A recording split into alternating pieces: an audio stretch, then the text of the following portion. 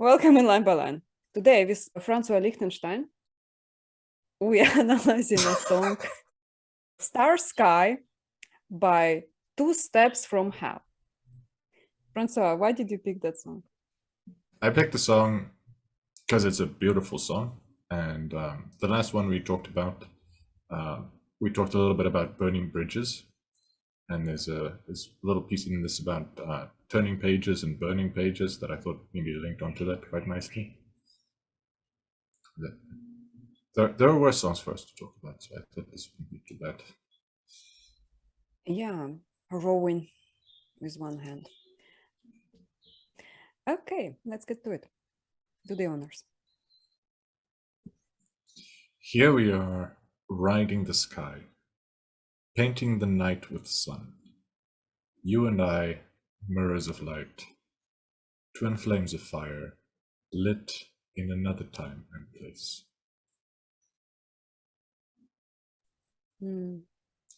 I don't know that I project much onto that. It just paints a beautiful picture, beautiful metaphors.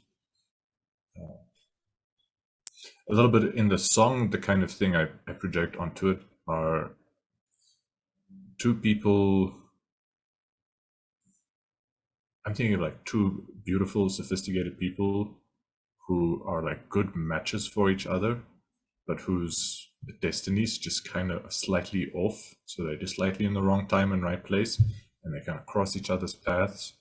Maybe two very beautiful and sophisticated and charming diplomats or something, and they're good on a diplomatic mission flying there. And as diplomats do, they kind of mingle and network and charm each other, and they kind of recognize each other's beauty and just know like, well, I have a wife and kids at home, and you have a husband and kids at home, and so we can't, but it would have been beautiful. Just sort of, yeah, that's kind of the story I project onto the song. This like flying together and taking the darkness and adding some light to it, and having like being fire, and kind of just that lit in another time and place. I don't know. I'm probably reading that wrong, but I sort of have that as this. They're slightly in the wrong place and wrong time. I think you're correct. There is this assessment of the situation, which is here we are. What are we doing at that moment? Who we are? We are mirrors of light. And where we are in another time and place. And there is certain points in the relationships of all people where they question who we are to each other, what can we have, what can we be for each other in the future, what it could have been. The moment I just read that first line, here we are, I was like, oh, okay, that's that stage. I could already recognize it, what stage it is. But it's still that beautiful feeling of romanticism, because it's painting the night with the sun. You and I, mirrors of light. Mirrors of light, actually, it makes me think of Zoom conversations. It's like the two, basically, I'm talking to pixels, you talking to pixels, and that's the way people see. Perhaps that song was written earlier than people interacting with each other on a Zoom call. Shout out Zoom. Twin flames of fire, so both of us lit up, like there's kindred spirit. Yeah, but when he says lit in another time and place, so the doom is looming. Even though we are still in that romantic stage and questioning what we are to each other, I already recognize that there is something is coming. Okay. It's something a little bit like a wave, maybe. Exactly. Twin flames of fire, like you said, like kindred spirits. like these, like they're both on fire, but they're twins somehow. So like there's a familiarity, and I think that is also like a romantic thing where people maybe born in different cultures and different times and places can still be like kindred souls. Yeah. There could be a beauty in that. I knew your name. I knew your face, your love and grace. Past and present now embrace. Worlds collide in inner space. Unstoppable the song we play. Wow. I have a projection here already. It's like when we met, you had been already familiar to me. Like I had known you all my life. You know that feeling? Past and present now embrace, worlds collide in inner space. Like everything in the past kind of made sense. So we moved to that moment somehow, and unstoppable. Yeah, it keeps moving basically forward. What do you think? Yeah, for me, I like the thing you said about when you meet someone and it feels like you've known them for a long time, even though you're just meeting them. That's not how I first read that I knew your name, I knew your face. I just thought there's a very deep seeing and hearing of each other. So maybe like a closer connection than people usually have. Usually people just kind of see ghosts and symbols and they project stuff onto it. They don't see each other as they really are. Or like, yeah, what I'm thinking now is maybe the name in the face was a little superficial.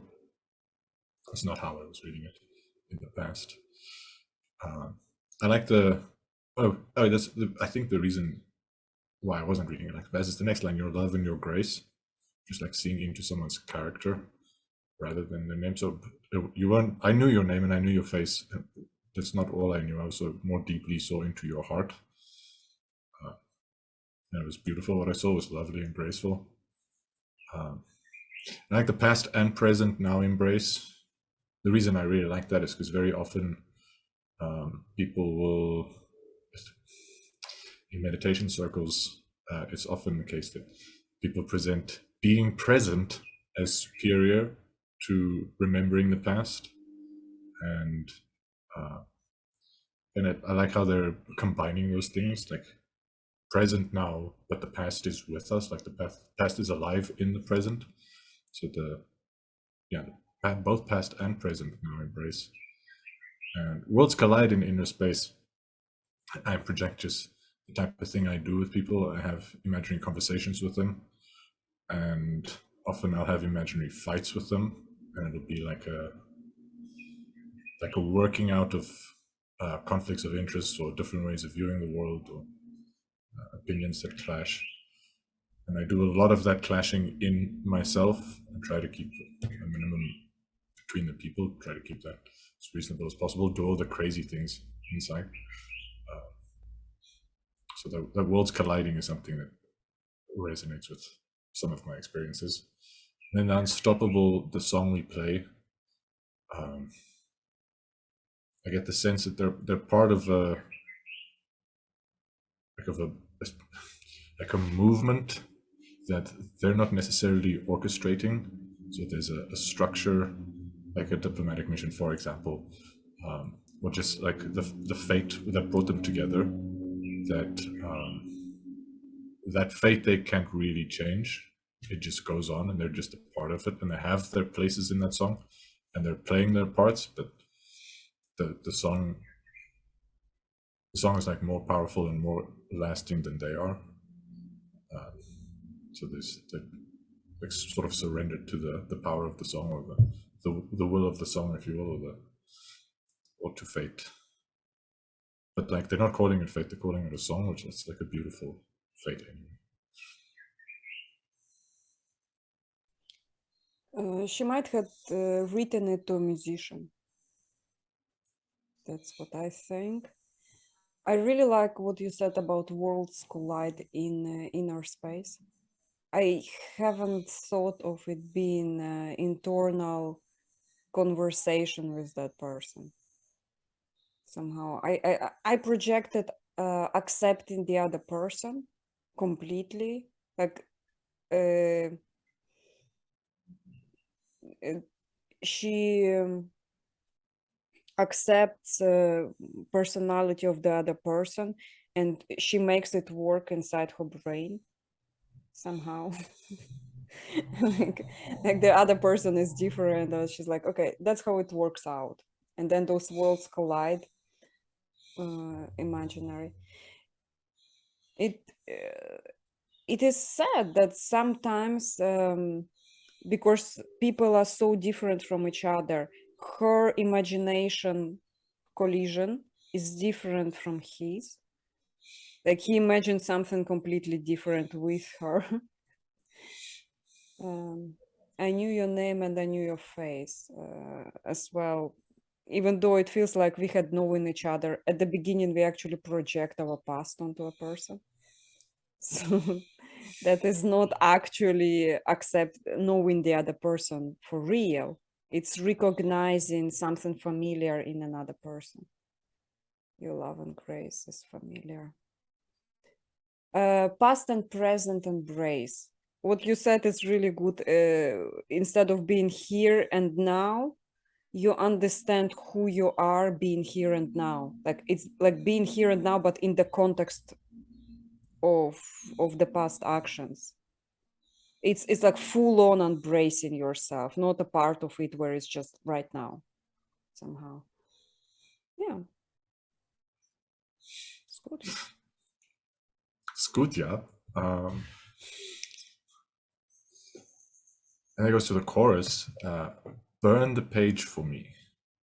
I cannot erase the time of sleep. I cannot be loved, so set me free. I cannot deliver your love or caress your soul.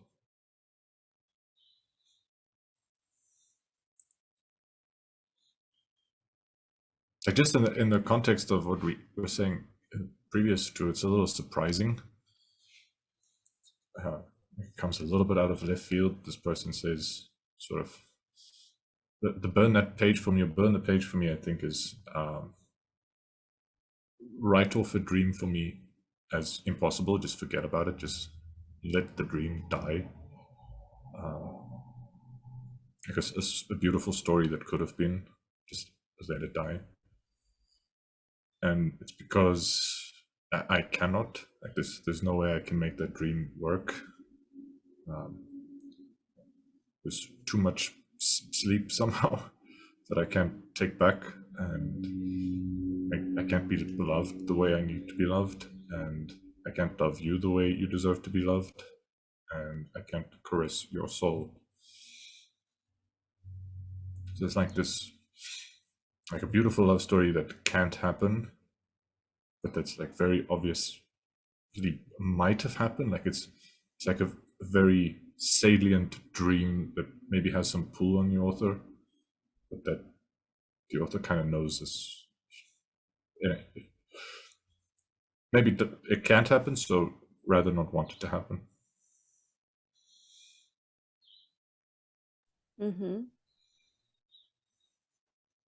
Burn the page for me. This means she doesn't want to finish it. She wants him to finish it. Maybe she's deep inside hopes he doesn't do it. Like it's like a little bit flirtatious here. It's like, I cannot be loved, so set me free. I cannot deliver your love or caress your soul, so burn the page for me.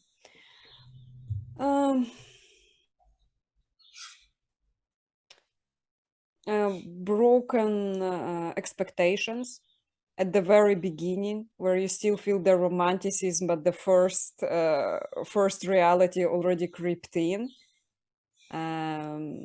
She wants him either to finish it or to keep the fantasy she has in her head going. That's how I translate that. Like those words that she said, it's not what she means, basically. Like the way I read it is, I would like you to be who I thought you are. Maybe full on projection. I will completely erase that thing. Too personal. Too personal, yes. I would like you to keep LARPing the guy.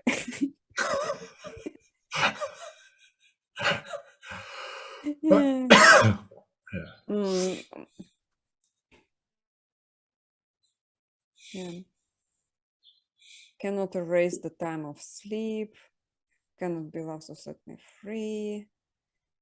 Just because she phrased it this way, it seems to me like he doesn't show her what she imagined while internal worlds collided in her head. But she still feels this massive attachment to him. So she wants him to end it like completely. So she has no hope anymore.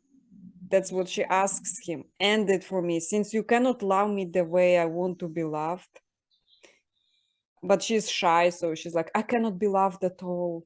Because she needs like massively a lot as a singer. Like singers have this desire for absolute 100% loyalty. They trust really few people. It's band members whom they work with and the backbones that they have in their family at home, let's say. And those are the only few they trust.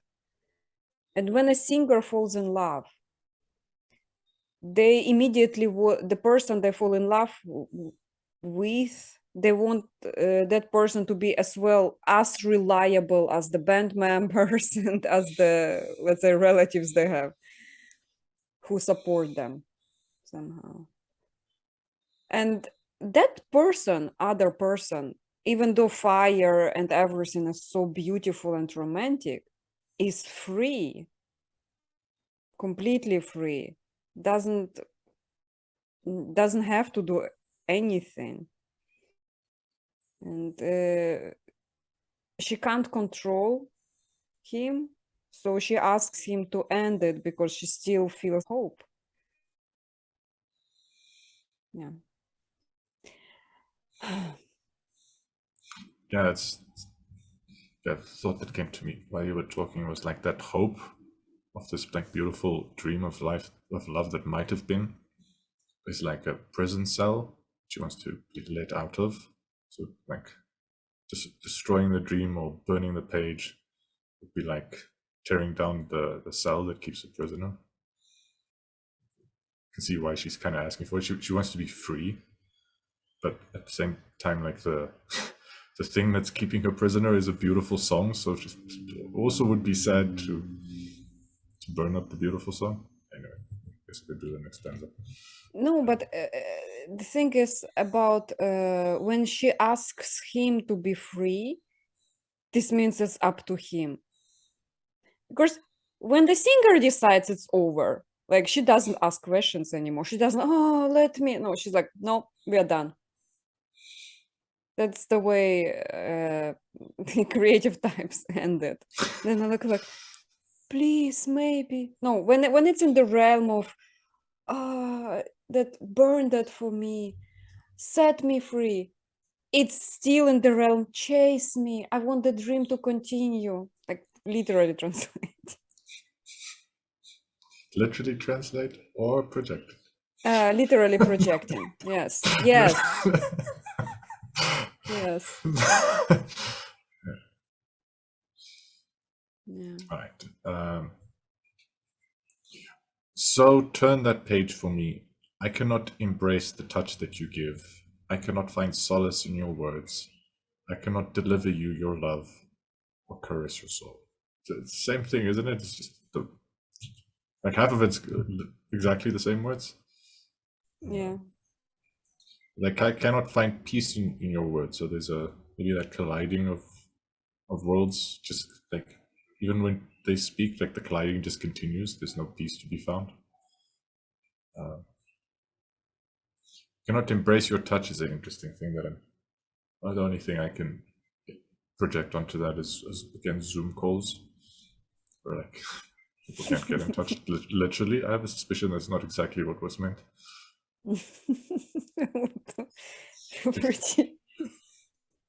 So except for the Zoom calls, like the kind of story, the genre of story of like beautiful professional people briefly meeting each other and sort of catching a glimpse of something that potentially would have been very beautiful.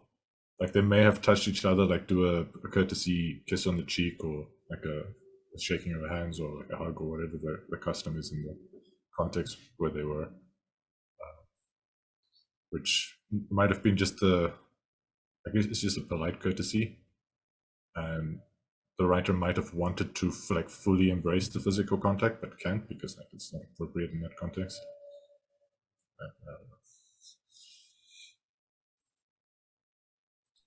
You still think it's just her saying like, "Oh, please don't touch me, but please do touch me. Oh, look at my fan."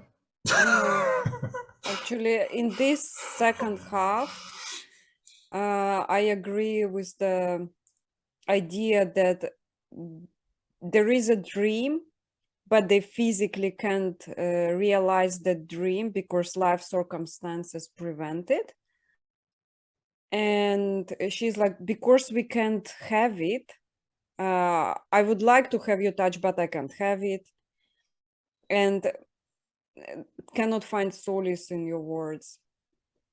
Like even if he has all this hope in him and he's like, we can do this, we can do that, like we can organize, like he has all these plans, and she's like, no, that's not good enough for me.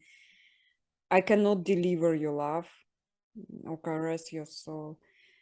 Like it's impossible for them to be together, even though they really, really want to, but she wants him to end it somehow. I mean, it could also mean that he comes, he smells of another person, and she's like, no, don't touch me. And then, oh, whatever you explain it to me, no, I'm not taking it. It's all bullshit. But that's really far off and not even projection, just like entertaining the idea. Yeah, it's some kind of breakup. Like an often people would break up if they found out someone was cheating on them. Yeah, but that song is not about that. I don't get this sense from here. It was funny to think about it, but that song is about two people not being able to be together despite all that dreams that they inspire, all that interesting imagination that sparked, that feeling. Age to age, I feel the call, memory of future dreams. You and I ride in the sky, keeping the fire bright from another time and place. Yeah, that one is very personal somehow. The memory of future dreams, like when you meet a person and you already have all those, and it's mutual, and you build up all that future together in your head, but then when reality creeps in and you cannot have it, and you still remember all that beautiful thing. Memory of future dreams is amazing. What do you think? Yeah, I think this is the kind of personal that reaches into the universal. She begins with age to age, I feel the call. Like it's almost a timeless, ancient kind of call.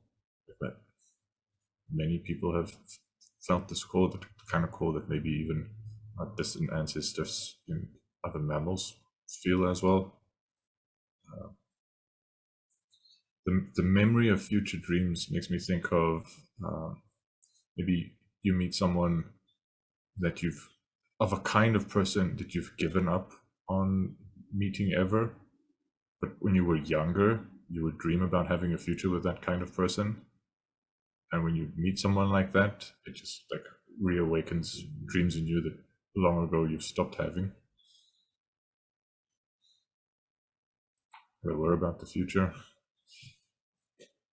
And yeah, keeping the fire bright from another time and place. I think it can have both those readings where it's another time and place in personal history, that there's a little flame that's been reawakened and kept bright, but also possibly like this more ancient thing that's still going on, and that maybe will continue for a long time.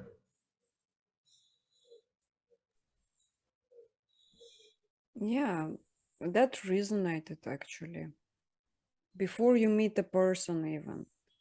So there is this ancient desire ever since we were, like, say, very young, the perfect relationship that we would imagine, the type of a person it's with, and then we meet that person and like we can't have it, basically. Oh, it's that type of love that is painful to let it go, actually. Like I can see it. If it's that thing where she met a person she dreamt to be with all her life in the past and like kind of give up. Wow. You and I riding the sky, keeping the fire bright from another time and place. It's beautiful. Yeah.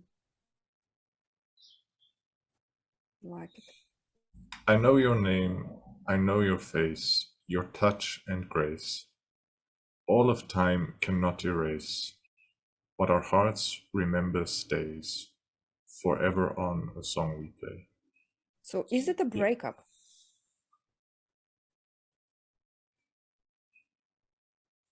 I mean, in the story I have, they were never really together in my head for the song. So, yeah. So not a breakup in my head that I'm projecting on this.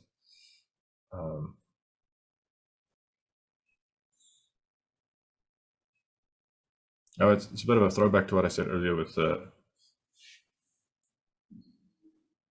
song being unstoppable. Is there's a thing they're a part of, they're playing their parts in, and it just continues forever. So it's this sense of everlasting fate. I think this what our hearts remember stays forever on the song we play. For me, is also a throwback to this ancient dreams that maybe transcends even personal history.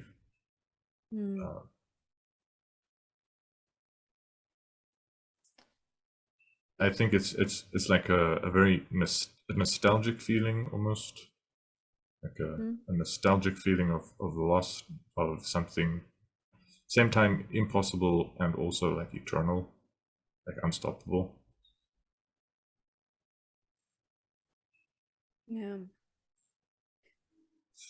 I think the mat there was something that all of time cannot erase because it's in the memories and in the heart, but yet they have to say goodbye. So that's how I understand it. It was such a beautiful thing. It stays.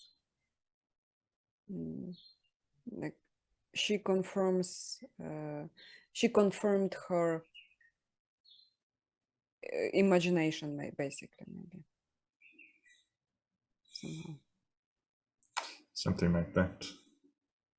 I get the sense from the song that trying to make too much sense of it in terms of explicit stories is almost not fair to the song. It paints such a beautiful picture that I almost kind of just want to enjoy the beauty of it and let it be its own thing without elaborating too much story. But what you said makes a lot of sense. But it was so beautiful, it will stay in the heart forever. Also, the song, that love is expressed in the song, and the song will live forever. and they partook as two muses. You know, I like that. She brought it back to the song we play forever. Did anything new stand out from that song, from today's analysis? Yeah, the thing you said that I didn't think about before, I was thinking about that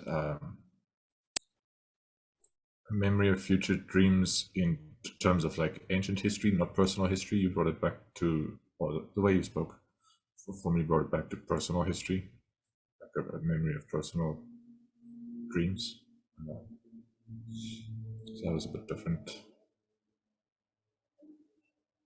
And you also suggested that the chorus is a little insincere, like a melodramatic, like playful attention. That's something I wouldn't have seen.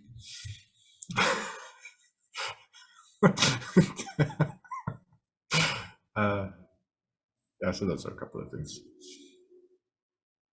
Would you like me to summarize the song for you? Sure. It's not overly enthusiastic, but subtly passive aggressive about that. I can do that pretty well.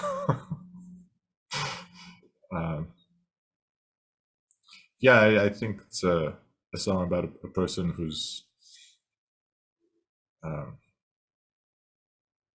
at the same time feeling like appreciation for the beauty of a dream of a life, of a love that might have been, and also sad that it can't be.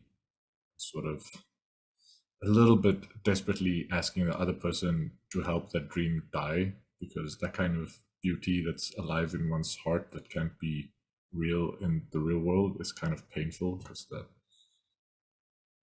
one feels disconnected from something very beautiful. It's painful. And so person's talking about that beautiful thing and then asking to be set free from it.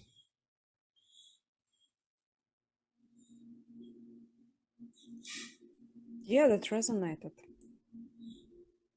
I think in the chorus part about the overly dramatic thing, I might have projected too much. Probably 100%. Thank you. Thank you, Francois, for letting me enjoy the song. It's beautiful. Thank you for free time, which is helping us to do that thing we do here. Please check out the meetup group where Francois participates. I will provide the link below. And also, please check out this absolutely amazing musical masterpiece that Francois created with the AI art from Night Cafe. Yeah, I will also provide the link below. Thank you, Karen.